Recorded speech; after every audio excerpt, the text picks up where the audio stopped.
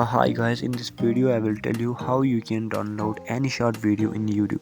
So without wasting time, let's start. So first of all, please open your YouTube app. After that, please select the video which you want to download. Like I'm going to download this one. Yeah, I will download this video. This is a Oh short my video. So god, can first you of all, imagine if click I on did a share biopic? and now click on copy link.